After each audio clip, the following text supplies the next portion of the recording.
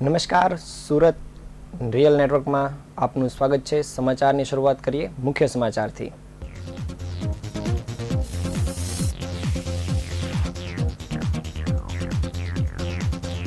સુરત લોકસભા બેઠક પરથી કોંગ્રેસે પાટીદાર નિલેશ કુંભાણીને મેદાનમાં ઉતાર્યા।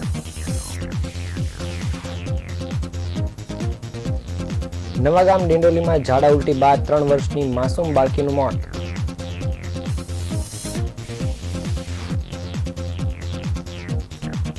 સુરતમાં ભર ઉનાળે ચોમાસા જેવી સ્થિતિ। પૂણા ગામમાં બીઆરટીએસ રૂટ પર નહેરના પાણી ફરી વળ્યા।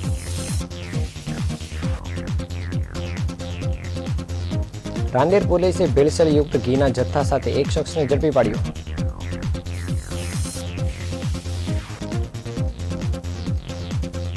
સુરત ઇન્ટરનેશનલ એરપોર્ટથી 1 મહિનામાં વિદેશ જનારા યાત્રીઓની સંખ્યા 12,000ને પાર।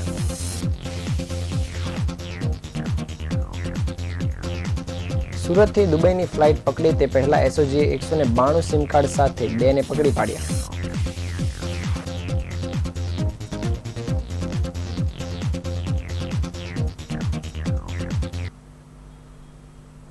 હવે સમાચાર વિગતે જોઈએ। સુરત લોકસભા બેઠક પર આખરે કોંગ્રેસ દ્વારા પોતાની ઉમેદવારની જાહેરાત કરી દીધી હોય તેવું જાણવા મળ્યું છે। હાઈકમાન્ડે સુરત બેઠક પર પોતાની ટિકિટ આપી હોવાની દાવો કરતા નિલેશ કુંભાણીએ જણાવ્યું હતું કે સુરતમાં એક જાણીતો ચહેરો હવે સામે આવ્યો છે, તેમજ સૌરાષ્ટ્રીયન પાટીદારોમાં પણ નિલેશ કુંભાણીનું નામ આગવું છે। નિલેશ કુંભાણીએ જણાવ્યું હતું કે પાર્ટીએ મારા પર વિશ્વાસ કરી ટિકિટ આપી છે તો 100% 1.5 લાખની લીડથી જીતીશ। કોંગ્રેસના સુરત લોકસભાના ઉમેદવાર નિલેશ કુંભાણીએ વધુમાં જણાવ્યું હતું કે મારા પક્ષના નેતાઓ દ્વારા મારા ઉપર વિશ્વાસ બતાવ્યો છે, તે બદલ હું તેમનો ખૂબ ખૂબ આભારી છું। અમારા સંગઠને પણ અમે ખૂબ જ સહકાર આપ્યો છે અને આખરે મને લોકસભાની ચૂંટણી લડાવવા માટેનો નિર્ણય લીધો છે। કોંગ્રેસ પાર્ટી અને આમ આદમી પાર્ટી સાથે જે અમારું મજબૂત સંગઠન થયું છે તેનો પણ ખૂબ જ લાભ મળવાનો છે। લોકસભાની ચૂંટણીમાં કોંગ્રેસના ઉમેદવાર તરીકે મારું નામ નક્કી કરવાની સાથે જ આમ આદમી પાર્ટીના ગોપાલ ઇટાલિયા સહિતના તમામ નેતાઓના શુભેચ્છા સંદેશ આવી ગયા છે। તેમણે મને પૂરતો સહયોગ આપવાની પણ વાત કરી છે। વધુમાં જણાવ્યું હતું કે રોજગારી, આરોગ્ય સહિતના અનેક મુદ્દાઓ છે। સુરત લોકસભા વિસ્તારની અંદર રત્ન કલાકારોના અનેક મુદ્દાઓ છે, તેમની રોજગારીને લઈને પણ અનેક પ્રશ્નો ઊભા થઈ રહ્યા છે। લોકોને શિક્ષણ અને આરોગ્ય વિનામૂલ્યે મળે તે પ્રકારની અનેક વ્યવસ્થાઓ હજી થઈ નથી, તે દિશામાં પણ કોંગ્રેસ પાર્ટી કામ કરવા ઈચ્છી રહી છે। મને આશા છે કે આ વખતે લોકસભાની ચૂંટણી ઓછામાં ઓછા 1.5 લાખ જેટલા મતથી મને વિજય થઈશું। સુરત બેઠક પર ભાજપ હંમેશા મૂળ સુરતીની જ પસંદગી કરવા માટેનો આગ્રહ રાખે છે। લોકસભા બેઠક ઉપર કાસ્ટ ફેક્ટરને જોઈએ તો લોકસભાની ચૂંટણી માટે મૂળ સુરતી સૌરાષ્ટ્રમાંથી એકની પસંદગી કરવાની હોય છે। રાજકીય સમીકરણની દ્રષ્ટિએ આ કોંગ્રેસનો નિર્ણય યોગ્ય હોય તેવું લાગી રહ્યું છે, પરંતુ નબળા સંગઠનને કારણે કોંગ્રેસ આ બેઠક સતત ગુમાવતી રહી છે। મૂળ સુરતી ઉમેદવારની સામે પાટીદાર ઉમેદવારને મેદાનમાં ઉતારવામાં આવે તો ખરેખર ચૂંટણી જંગ જામે છે। લોકસભાની ચૂંટણી ઉપર કયા જિલ્લાનો ઉમેદવાર છે તેની વધુ અસર થતી નથી, પરંતુ વિધાનસભા વખતે આખું રાજકારણ કોને ટિકિટ કયા સમાજમાંથી આપવામાં આવી છે અને તે પાટીદાર હોય તો સૌરાષ્ટ્રના કયા જિલ્લાના વતની છે તે પણ ખૂબ મહત્વ રાખે છે। નિલેશ કુંભાણી અમરેલી જિલ્લાના વતની છે અને તેઓ વર્ષોથી સુરતમાં વસવાટ કરે છે અને ઉદ્યોગપતિ પણ છે। ગત વખતે પણ વિધાનસભાની ચૂંટણીમાં તેઓ ઉમેદવાર તરીકે મેદાનમાં ઉતર્યા હતા, પરંતુ મોદી લહેરમાં તેઓ હારી ગયા હતા। નિલેશ કુંભાણી પોતાના મત વિસ્તારની અંદર સામાજિક કાર્યક્રમોમાં પણ સતત હાજર રહે છે।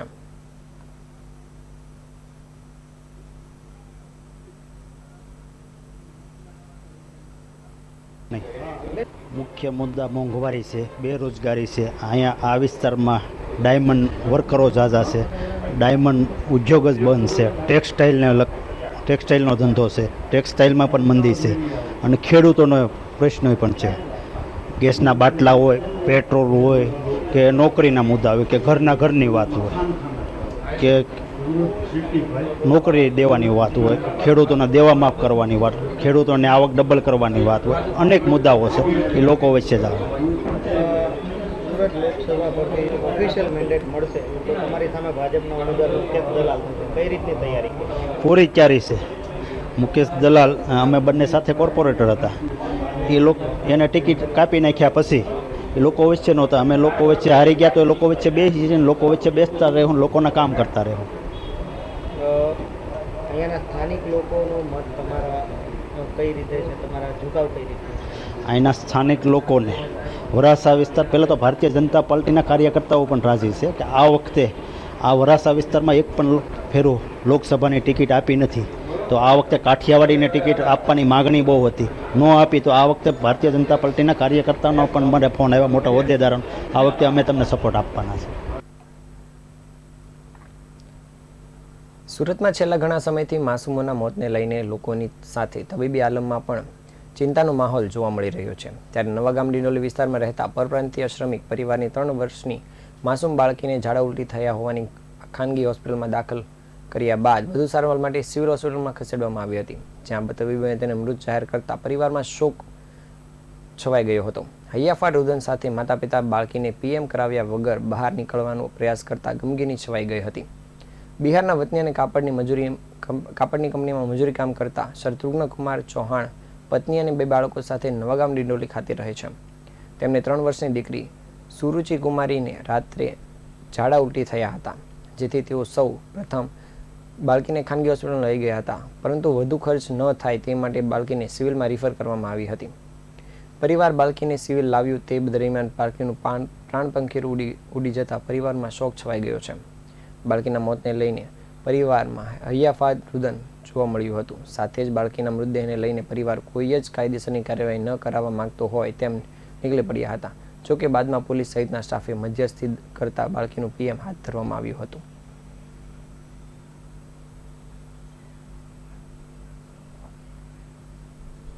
સુરતમાં હાલ ભર ઉનાળે ચોમાસા જેવો ઘાટ સર્જાયો છે. પુણાથી યોગી ચોક જતા બીઆરટીએસ રૂટમાં કેનાલના પાણી ફરી વળ્યા હતા, જેના કારણે વાહન ચાલકોને ભારે મુશ્કેલીનો સામનો કરવો પડ્યો હતો. બીજી તરફ કેનાલના નીચાણવાળા વિસ્તારમાં પાણીની બૂમ ઉઠી રહી છે. ઘણી સોસાયટીના લોકો પર પૂરતું પાણી ન મળતું હોવાથી વેચાતું પાણી લેવા મજબૂર બન્યા છે. ભારે વરસાદના કારણે જે સ્થિતિ સર્જાઈ છે તેવી જ રીતે પાણી ભરાયા છે. બીઆરટીએસ રૂટમાં પાણી ભરાતા પુણાથી યોગી ચોક બીઆરટીએસમાં લોકોને પારાવાર મુશ્કેલીનો સામનો કરવો પડ્યો છે, જેથી લોકોમાં રોષનું વાતાવરણ જોવા મળી રહ્યું છે. એક તરફ મનપા પાણી બચાવવાની અપીલ કરી રહી છે, તો બીજી તરફ કેનાલનું પાણી રસ્તા પર ફરેલું જોવા મળી રહ્યું છે. ઉનાળાની શરૂઆતમાં જ મેટ્રોની કામગીરીના કારણે પાઇપલાઇનમાં અસર થતી હોવાથી પાણીના ઘણી જગ્યાએ કાપ રહેતા હોય છે, પરંતુ કેનાલનું પાણી પીવાથી લઈને ખેતીવાડી અને સિંચાઈ સહિતના ઔદ્યોગિક કામમાં પણ ઉપયોગી થતું હોય છે. ત્યારે પાણીના વેડફાટથી લોકોને ભારે હાલાકીનો સામનો કરવો પડી રહ્યો છે.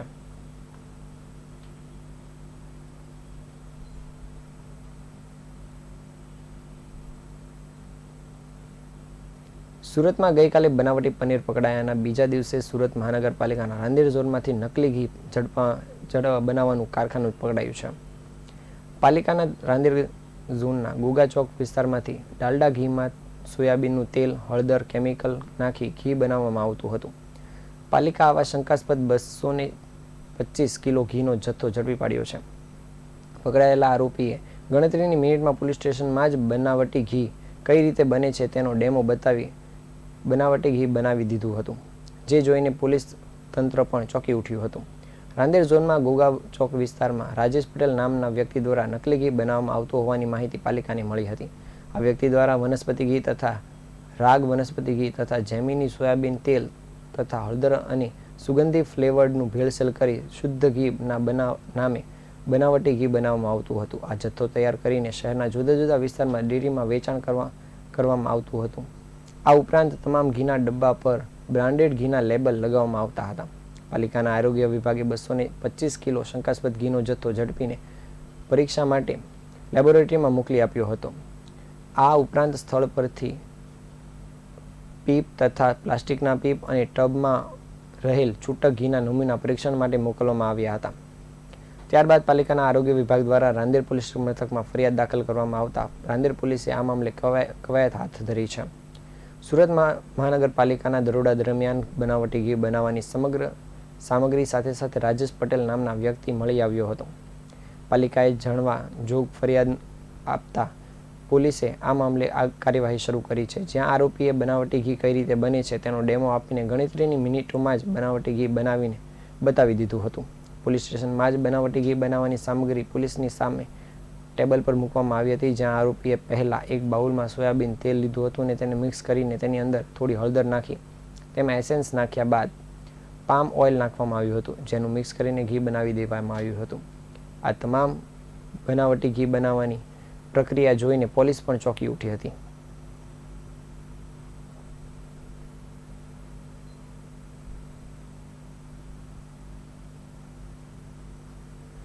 સુરત ઇન્ટરનેશનલ એરપોર્ટથી વિદેશ પ્રવાસ કરનારા યાત્રીઓની સંખ્યામાં સતત વધારો થઈ રહ્યો છે. સુરત ઇન્ટરનેશનલ એરપોર્ટથી પ્રથમ વખત 1 મહિના ફેબ્રુઆરી 2024માં વિદેશ પ્રવાસ કરનારા યાત્રીઓની સંખ્યા 12,239 સુધી પહોંચી ગઈ છે. હાલ સુરત એરપોર્ટથી શારજહાં અને દુબઈની ફક્ત 3 ફ્લાઇટ ચાલે છે, જેથી વિદેશ પ્રવાસ કરનારા યાત્રીઓની સંખ્યામાં વધારો થયો છે. સુરત ઇન્ટરનેશનલ એરપોર્ટ ખાતે વર્ષ 2019માં વિદેશની શારજહાં પ્રથમ ફ્લાઇટ શરૂ કરવામાં આવી હતી, જે સપ્તાહમાં 2 વખત ઉડાન ભરતી હતી. દરમિયાન કોરોના આવતા ફરી વિદેશની ફ્લાઇટોને ગ્રહણ લાગ્યું હતું. ત્યારબાદ ફરી શારજહાંની ફ્લાઇટ શરૂ થતાં સપ્તાહમાં 3 દિવસ ઉડાન ભરતી હતી, જે સંખ્યા વધારીને હવે સપ્તાહમાં 5 દિવસ કરવામાં આવી છે. શારજહાંની ફ્લાઇટ શરૂ થાય ત્યારથી જ સુરત એરપોર્ટથી 35 થી 40 હજાર જેટલા યાત્રીઓ વિદેશ પ્રવાસ કરતા હતા. દરમિયાન ડિસેમ્બરમાં સપ્તાહમાં 4 દિવસ સુરત દુબઈની ફ્લાઇટ પણ શરૂ કરવામાં આવતા તે યાત્રીઓની સંખ્યામાં વધારો થયો છે, જે સંખ્યા દુબઈની વધુ એક ફ્લાઇટ ફેબ્રુઆરી મહિનાથી શરૂ થતાં વધી છે, જ્યારે છેલ્લા 1 મહિના દરમિયાન આ યાત્રીઓની સંખ્યા 12,239 સુધી પહોંચી ગઈ છે.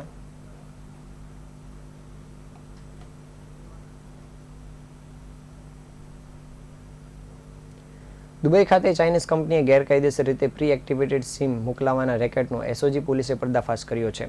આ સાથે પોલીસે 2 શખ્સોને 192 સિમ કાર્ડ લઈ દુબઈની ફ્લાઇટ પકડી તે પહેલા ઝડપી પાડ્યા હતા. જોકે પોલીસે બંને શખ્સો પાસેથી સિમ કાર્ડ કબજે કરી તેમની પૂછપરછ શરૂ કરી દીધી છે. હાલમાં એસઓજી પોલીસની ટીમે ગેરકાયદેસર રીતે પ્રી એક્ટિવેટ સિમ કાર્ડ મેળવી દુબઈ મોકલવાની પ્રવૃત્તિ કરતી ટોળકીને પકડી પાડી છે. આ ટોળકીનો એક સભ્ય અન્ય સભ્યને મોટી સંખ્યામાં પ્રી એક્ટિવેટેડ સિમ આપી તેમને દુબઈ મોકલવાની ફિરાકમાં હતા. બંને સુરત રેલવે સ્ટેશન ખાતે સિમ કાર્ડની ડિલિવરી કરવાના હોવાની બાતમી મળી હતી, જેથી પોલીસે રેલવે સ્ટેશન ખાતે પહોંચી વોચ ગોઠવી સિમ કાર્ડની ડિલિવરી આપનાર અજય સોજિત્રા અને ડિલિવરી લેનાર દુબઈના વતની સહદ બાગુનાને ઝડપી પાડ્યો હતો. પોલીસે તેમની પાસેથી એરટેલ કંપનીના 192 પ્રી એક્ટિવેટેડ સિમ કાર્ડ કબજે કર્યા હતા. પોલીસે અજય સોજિત્રાની પૂછપરછ કરતા તેણે જણાવ્યું હતું કે તે દુબઈ ખાતે રહેતો હતો અને ત્યાં ઓનલાઈન ગેમ રમાડતી ચાઇનીઝ કંપનીઓ આવેલી છે.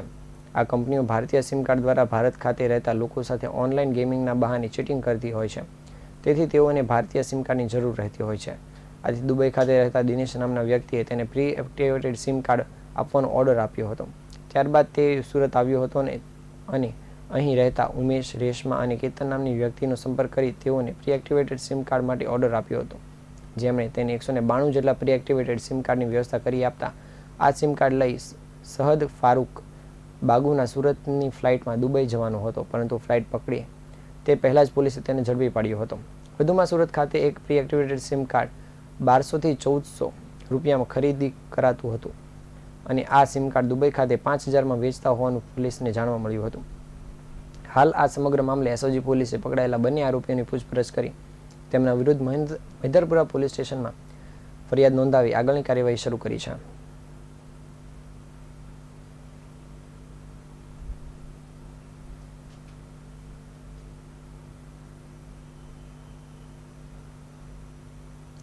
નવસારી જિલ્લામાં રહેતા રાજસ્થાની પરિવારો માટે જયપુર જવા માટેની ટ્રેનની માંગ વર્ષોથી કરવામાં આવી રહી હતી, જેનો આજે ઉકેલ મળ્યો છે.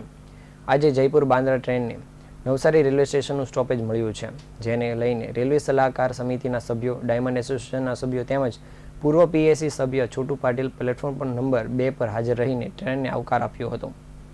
નવસારી જિલ્લામાં અલગ અલગ રાજ્યોના લોકો વર્ષોથી વસેલા છે, તેમને માદરી વતન જવા માટે ટ્રેનની જરૂરિયાત રહેતી હોય છે, જે માટે તેઓએ ક્યાં તો સુરત કે વલસાડ જઈને ટ્રેન લેવી પડતી હોય છે, જે ખર્ચા હોવાને કારણે તેમને સમયની બરબાદી પણ થતી હોય છે. તેવામાં નવસારી રેલવે સ્ટેશનને લાંબા અંતરની ટ્રેનોનું સ્ટોપેજ મળે તે માટેની માંગ કરવામાં આવી રહી હતી, જે પૈકી જયપુર બાંદ્રા ટ્રેનની માંગ પણ વર્ષોથી કરવામાં આવી રહી હતી. આ મામલે વેસ્ટર્ન રેલવેના મેનેજર તેમજ ડિવિઝન મેનેજરને લેખિત મૌખિક રજૂઆત વર્ષોથી થતી આવી છે. તેને પગલે આજે નવસારી રેલવે સ્ટેશને ટ્રેનનું સ્ટોપેજ મળતા રાજસ્થાની પરિવારોમાં ખુશી જોવા મળી છે. ડાયમંડ એસોસિએશન સાથે જોડાયેલા જગમલ દેસાઈએ જણાવ્યું હતું કે આ ટ્રેન રાજસ્થાની પરિવારો સહિત ડાયમંડનો વેપાર કરતા વેપારીઓ માટે પણ મહત્વની બની રહેશે તેવું લાગી રહ્યું છે, જે માટે જયપુર જવા માટે સીધી નવસારીથી ટ્રેન ઉપલબ્ધ થતાં હવે વેપારીઓ માટે પણ સરળતા રહેશે.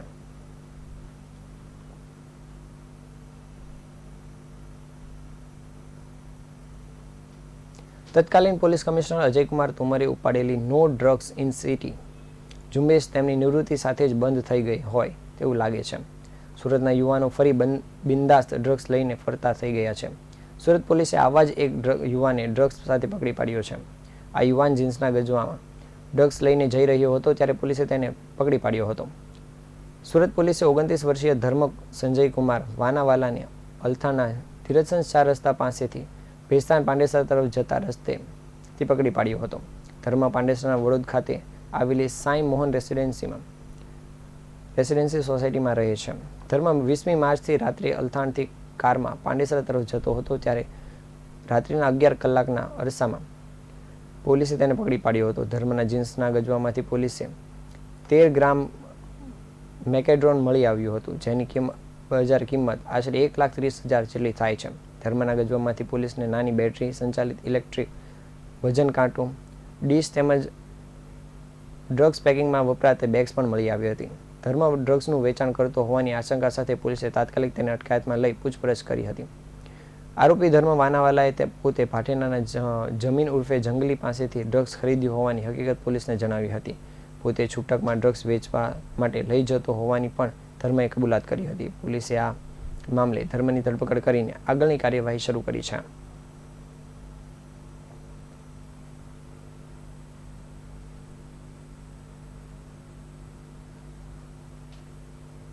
સુરતના અમરોલી વિસ્તારમાં 2 સગા ભાઈઓએ જીવન ટૂંકાવી લેતા ચકચાર મચી જવા પામી છે. બંને ભાઈઓ રત્ન કલાકાર તરીકે કામ કરતા હતા. તેઓએ ઘરમાં જીવન ટૂંકાવી પરિવારને શોકમાં ગરકાવ થઈ ગયો છે. આ મામલે પોલીસે હાલ કાર્યવાહી શરૂ કરી છે. સુરતના અમરોલી વિસ્તારમાં રહેતા 2 સગા ભાઈઓએ એક સાથે જ જીવન ટૂંકાવી લેતા શોક જોવા મળી રહ્યો છે. હિરેન ચંદુભાઈ સુતરિયા અને પરીક્ષિત ચંદુભાઈ સુતરિયા નામના 2 સગા ભાઈઓએ ઘરમાં જ અનાજમાં નાખવાની દવા પી જીવન ટૂંકાવી લીધું હતું. બંને ખાનગી હોસ્પિટલમાં સારવાર માટે ખસેડવામાં આવ્યા હતા, જ્યાં સારવાર દરમિયાન તેમને મૃત જાહેર કરવામાં આવ્યા હતા. બંને ભાઈઓના મોતને લઈને પરિવારમાં શોકની લાગણી છવાઈ ગઈ છે. મૃતક બંને ભાઈઓ રત્ન કલાકાર તરીકે કામ કરતા હતા. પરીક્ષિતના પરિવારમાં પત્ની અને 2 દીકરા છે, તો મોટા 5 વર્ષ અને નાનો માત્ર 5 મહિનાનો છે, જ્યારે હિરેનના લગ્ન 8 મહિના પહેલા જ કરવામાં આવ્યા હતા, જેને હજુ સંતાન નથી. હાલ આ મામલે પોલીસને જાણ થતાં પોલીસે તપાસની કાર્યવાહી શરૂ કરી છે.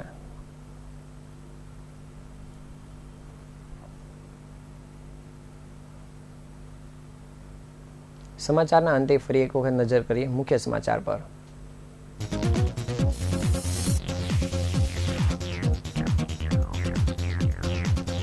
સુરત લોકસભા બેઠક પરથી કોંગ્રેસે પાટીદાર નિલેશ કુંભાણીને મેદાનમાં ઉતાર્યા.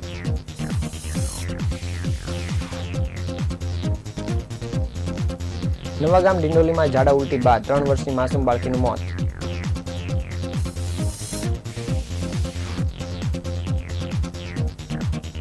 સુરતમાં ભર ઉનાળે ચોમાસે જેવી સ્થિતિ. પૂણા ગામમાં BRTS રૂટ પર પાણી ફરી વળ્યા.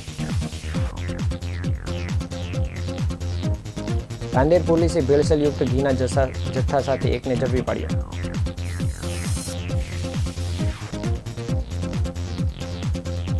સુરત ઇન્ટરનેશનલ એરપોર્ટથી 1 મહિનામાં વિદેશ જનારા યાત્રીઓની સંખ્યા 12,000ને પાર.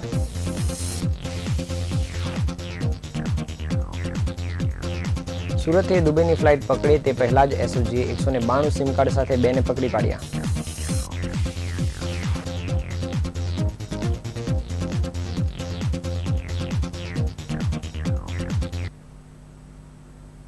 આ હતા આજના સમાચાર. આવતીકાલે ફરી મળીશું નવા સમાચાર સાથે. ત્યાં સુધી રજા આપશો. નમસ્કાર.